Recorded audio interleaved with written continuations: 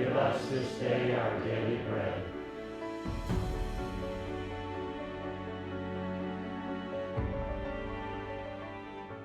Behold the Lamb of God. Behold him who takes away the sins of the world. Drew, what you doing?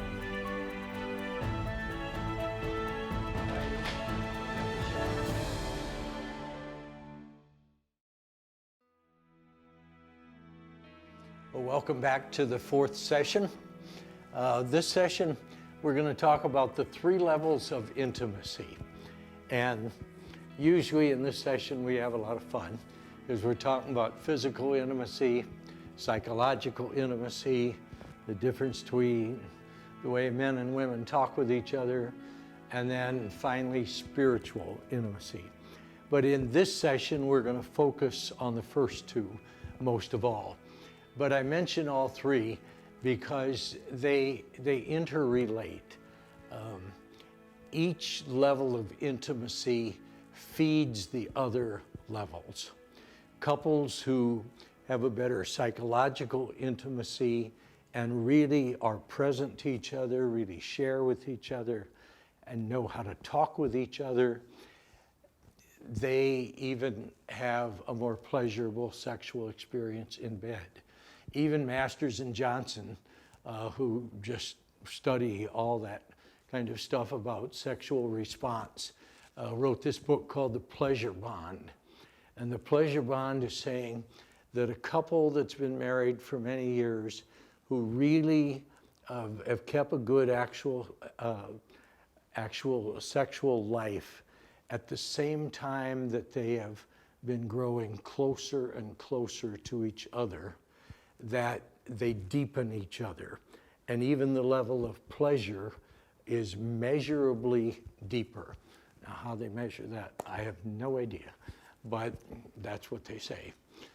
But I know that there is a connection, certainly with the spiritual, because we know that every study that's been done, and there's been many of them, say that couples who go to church together and pray together at church always have a better chance of their marriage working out and being a much better marriage.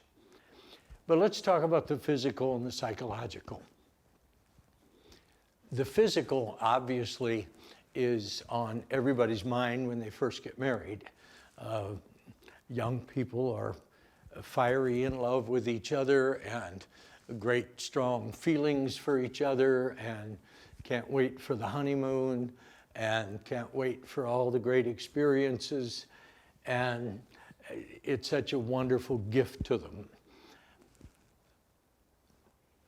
With men, obviously, it seems to be a stronger urge than it is for many women, but not always. Sometimes it's the opposite. The woman is much more interested in sexual experience and much more interested in the frequency of having sex than men are. It just depends on the couple, depends on the individuals, depends on their personality, their style, maybe even their fears and anxieties and how they approach each other.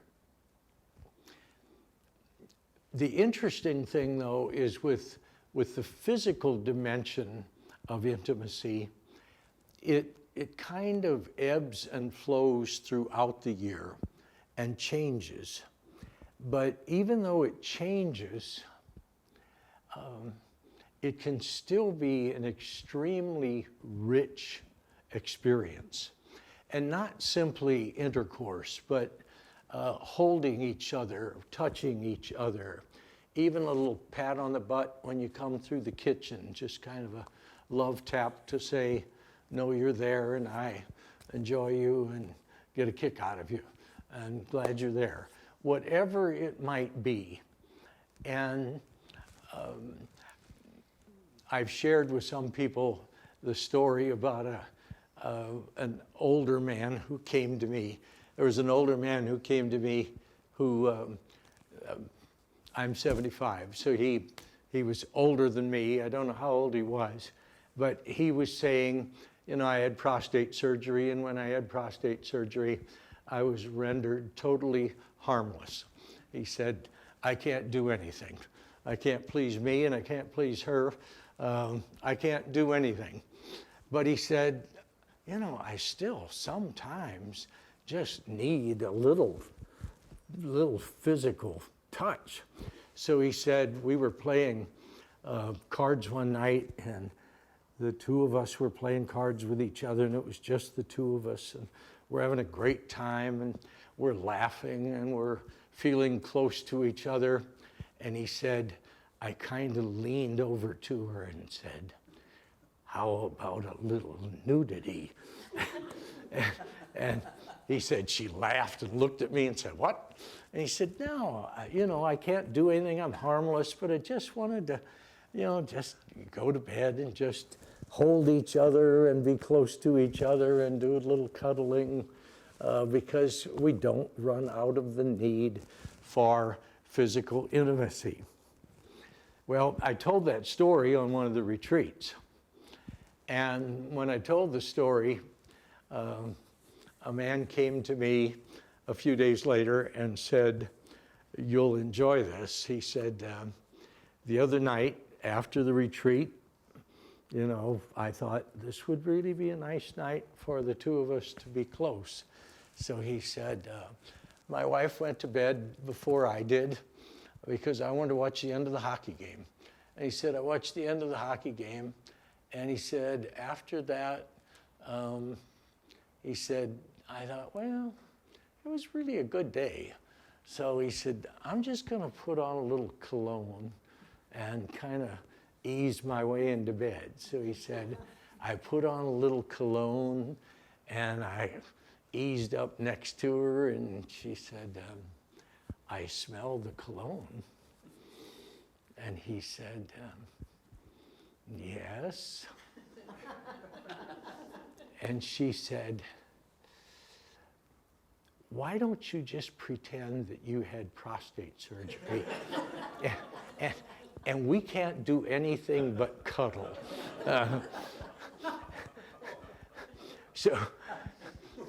So not all the needs are the same, but the physical continues.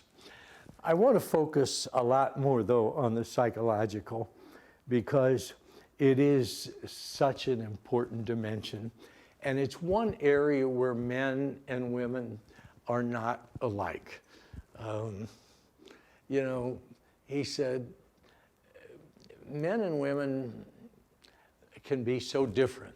Now, this is a caricature because, again, sometimes it's the opposite. Sometimes a man can express his feelings very, very well, and a woman can't. But I would say the caricature is that more often men are a little more reticent about expressing themselves and their feelings.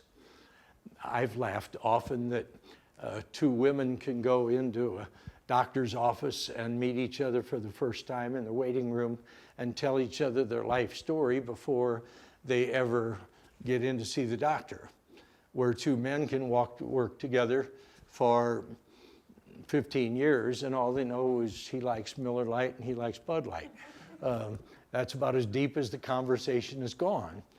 Because for many men, intimacy is more what's called a shoulder-to-shoulder intimacy. And shoulder-to-shoulder intimacy is, let's golf together, let's go to the ball game together, let's go hunting together, let's go fishing together. And they're very present to each other.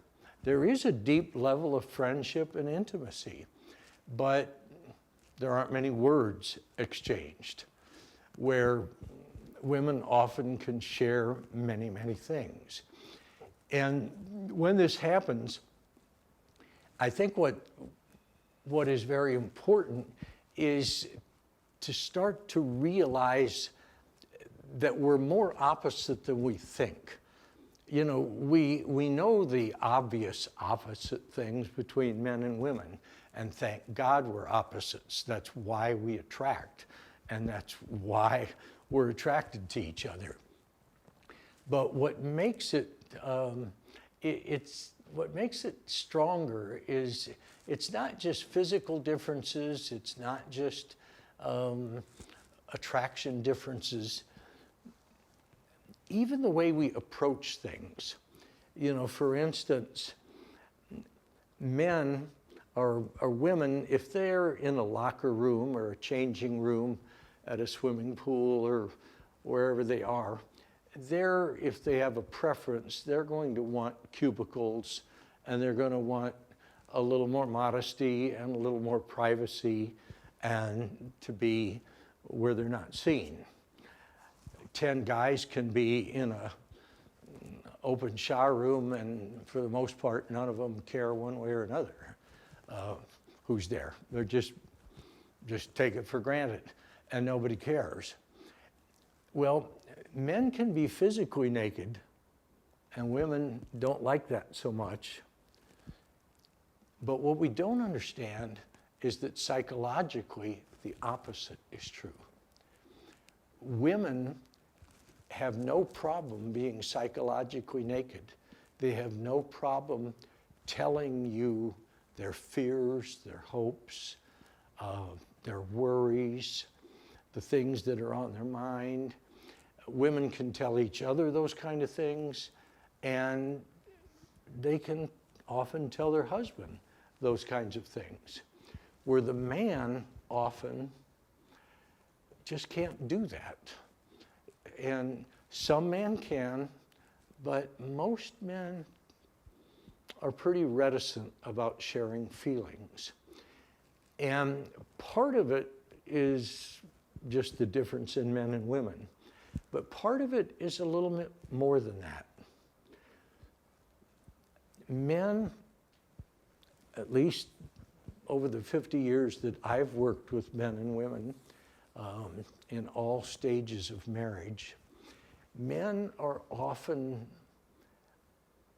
fearful that if they share something, especially if it's a weakness or something they're worried about or something they're not so comfortable with about themselves, there's a real fear that they're going to be judged. There's a real fear that they're going to be laughed at or thought less of. And because of that, many men will just say, no, I'm not going to bother her with that. And a lot of times when a guy comes to me and will talk to me about some issues, and I'll say, have you shared that with your wife? No, I don't want to bother her. And I'll say to him, let's be a little more honest. Is it that you don't want to bother her, or you really don't have the courage to talk to her about this? And they'll usually just kind of grin and say, yeah, I guess that's it. I just didn't think I could do that. I've tried to say to many women, when you get aggravated with your husband when he won't share feelings, the aggravation is coming from the fact that you think he won't share feelings, when the appropriate word is he can't share feelings. That there's a kind of a paralysis, that there's this inability. He's kind of emotionally frozen. We used to use the word frigid years ago. I haven't heard that word for years. But certainly for men, there is a frozenness of not being able to say some things they want to say.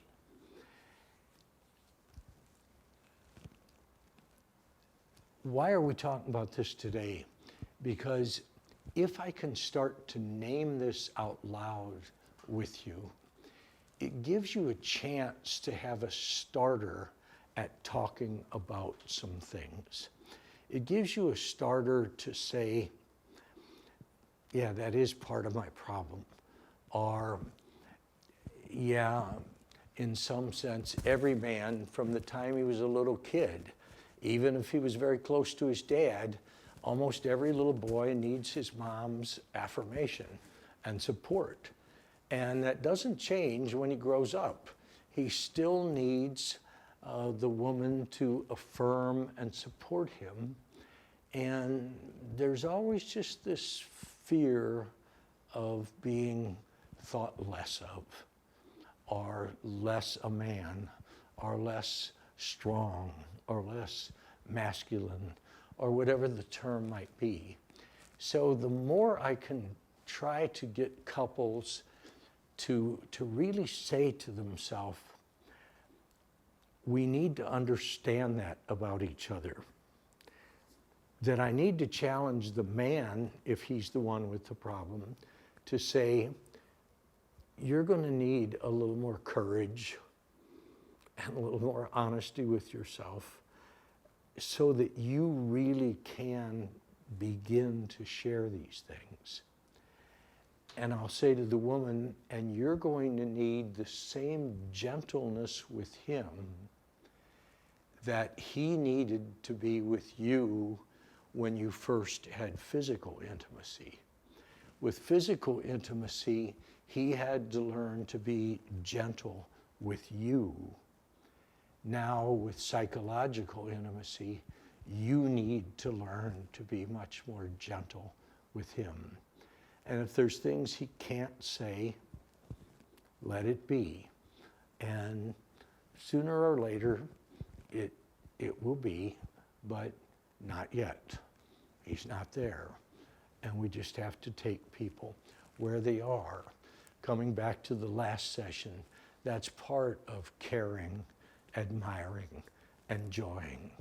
Part of the caring is saying, I'll take you where you are. And men are very pleased to know that. Just that their wife isn't saying, you're going to have to tell me more what's going on inside of you. Every man has heard that at some times, and usually in that tone.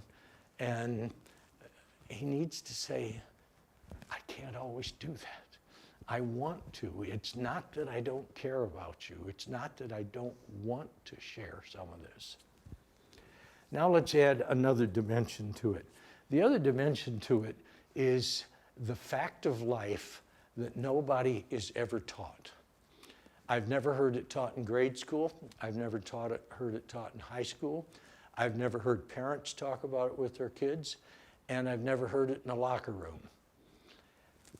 This fact of life, we know that women tie up psychological intimacy and physical intimacy from the time they mature.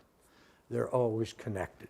For a woman, the psychological closeness and the feelings and the atmosphere and the talk and the warmth is always connected to the physical intimacy. For a man, when he reaches puberty, from there to about 35 years old, as long as he can have sex and as long as he reaches climax, he is one happy puppy. He doesn't need anything else. That's all he needs. And that's the way we're built. But the unspoken fact of life that nobody talks about is somewhere between 35, 38, 40, 42, maybe even 45. Somewhere in that 10-year period, something shifts inside of us men. And we need someone to know who we are. That 40s question of, is that all there is? We don't want to go through life not being known. And we want someone to know who we are. And we want to learn to be psychologically intimate. But there's some problems. First, I don't know how to do this with my wife because we've never done it. She wanted to talk, and I said, no, we ain't going to do that. In fact, I tease some of the guys in marriage preparation. They'll say, oh, that talking stuff, yeah, that's fine. If we do that twice a year, that's fine. And I said, well, okay. What if you're married 6 months and your wife comes to you and says, that sex thing is good. I like sex too, but I don't get that much out of it. It doesn't mean that much to me. How about twice a year is enough? What do you think? Are you going to like that? And the guy, oh no, that isn't going to work. That's not going to work. Well, I say, that's the same thing she's saying. So first, it has to be worked on even when the man is not there yet, so that when he does get there, that there is some level of communication at a feeling and shared level that can be built on. Maybe it will deepen now after 35, 38, 40 years old, but there was a start. But if nothing gets started, then the wife isn't expecting it. He doesn't know how to say anything. He doesn't know what to do. She doesn't know what to do. Even some nights when he tries to say a little bit, she's a little ticked that for 20 years she's been wanting to talk and he didn't want to. And she's a little mad and saying, wasn't good enough 10 years ago, it ain't good enough now. Goodbye. Well, what happens many times when people say, this guy, got into this relationship and ran off with his secretary at 44 years old. And they think, well, she was a nice looking blonde and he just traded in the old model for a new model. No, that may happen. There are lots of people with their trophy wives. That's not what I'm talking about here. What happens more often is the man starts talking to some woman at work, and he realizes, because he now has this need to share things, he's 40 years old, 42 years old, and he starts to say,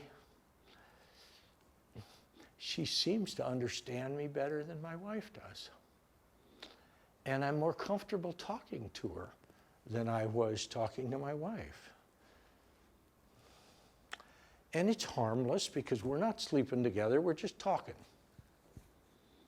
And then, well, let's talk after work. And they have a couple drinks together and talk. And they find out they have a lot in common. And her husband doesn't understand her, and his wife doesn't understand him, and everything's fine. And it grows and grows. And he keeps saying, we're not doing anything physically, we're just friends. Well, why does she call you? Well, we're just friends.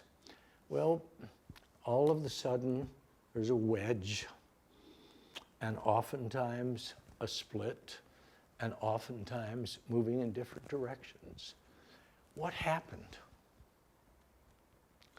They never learned psychological intimacy. They never challenged each other to do it. They never were gentle enough with each other to encourage it. They never named it out loud like we're doing today. With all of this, the more we name it, the more we talk about it, the more we realize what's happening. That's the gift. That's how we reflect. That's how we become intentional. That's how we say, these kinds of sessions can make my marriage different. Is it because I've learned something so new? No, not really. It's because somebody named something out loud that I know has been going on for a long time, and it's going to help us. Because if we talk about it, it gives us a starting point to talk, and it deepens us. If we can do that, if that's the way we deepen our marriage, then we really make progress. then we've got hope. I want to end with another thought that has to do with psychological intimacy, but it's from a very different angle. Those of you who are older might remember a term called transactional analysis. Big word for analyzing the transactions in our conversations, because all of us are two people. The one difficult thing in marriage is there's always 4 people in bed. It's not just 2, it's 4. There's always 4 people. There's a man and a little boy, a woman and a little girl. And I know women will tease us men and say, well, you know, men never grow up. I've got 3 boys that are 6, 8, and 10, and then I got this boy that I married. Yeah, and they're right. We don't grow up. We just get more expensive toys. But at the same time, we shouldn't. The man and the boy in me have to learn to be friends, and the woman and the girl in them, in you, need to be friends. And in a marriage, if the 2 adults, if the man and the woman are talking to each other, there's a pretty good chance of success. If the 2 little kids are playing and are being playful and crazy and fun, whether it's in bed or just clowning around in the kitchen, that can be fun. When the dad is asking the little girl to do something that she's embarrassed by, that ain't gonna work. If the mother is preaching to the little boy and scolding him, that's not gonna work. And whenever we get these crosses going between the adult and the child, then we really have trouble communicating. So one of the things to be thinking about is, has that happened in your marriage different times, where really, even though your wife meant something really well, you felt like you were being scolded or put down or told you were a little kid?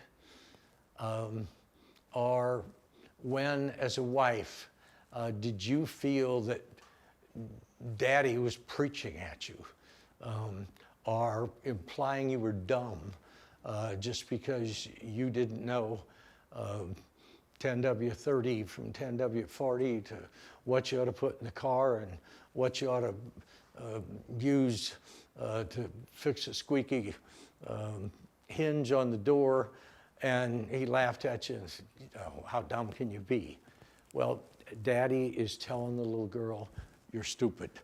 And the little girl doesn't like it, and she shouldn't.